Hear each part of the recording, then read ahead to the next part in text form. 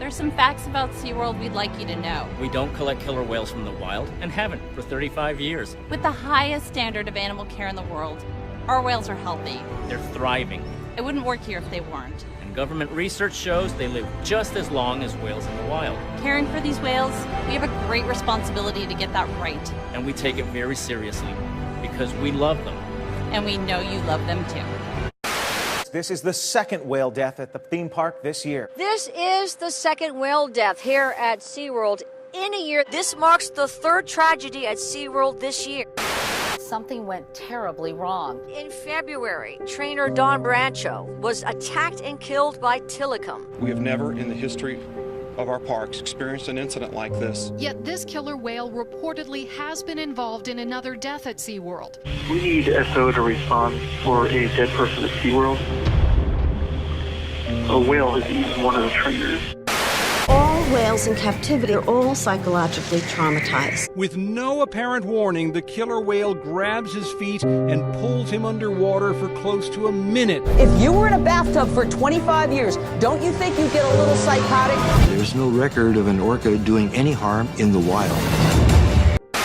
SeaWorld's well-known orca Tilikum is dying. Veterinarians at SeaWorld have found it is the health of the 12,000-pound orca Tilikum that is getting worse by the day. They're living in a tank that would be to you or I the size of a bathtub. It is Tilikum's declining health that is disturbing for many. Morgan was brought back to full health, but rather than send her back to the wild as promised, she was taught tricks and kept in small tanks over the course of 18 months. Killer whale, who was once free, beaches herself after performing. The speedboat herded them in, and they could just pick out the young ones. 25 to 35 years. 25 to 35 years. They're documented in the wild, living to be about 35 and mid-30s. They tend to live a lot longer in this environment because they have all the veterinary care.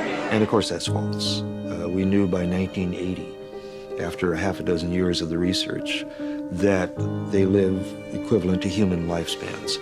25% of whales have a fin that turns over like that as they get older. Dorsal collapse happens in less than 1% of wild killer whales. We know this. All of the captive males, 100%, have collapsed dorsal fins. Here in captivity, we see stereotypic behaviors. And these are abnormal, repetitive behaviors. So, for example, staring at a concrete wall. Look at the bruising on her belly, and that's just because the calf is constantly trying to get food, so desperately hungry, so bored. Imagine like a crying baby needing something from the mother, and the mother so depressed, incapable of taking care of her calf. We have no right to rob them of their life and put them in these tanks and disguise it as conservation when all it is entertainment. Do you think that an animal lying at the bottom of the tank staring at the wall is good for it? Tilikum, one of SeaWorld's most famous killer whales, has died. The marine park announced the orca's death on its website Friday morning. The cause of death is still unclear, but his veterinarians and caretakers were treating him for a bacterial lung infection before he died. Tilikum was captured off the coast of Iceland in 1983. He was moved to SeaWorld in 1991 from another marine park in Canada.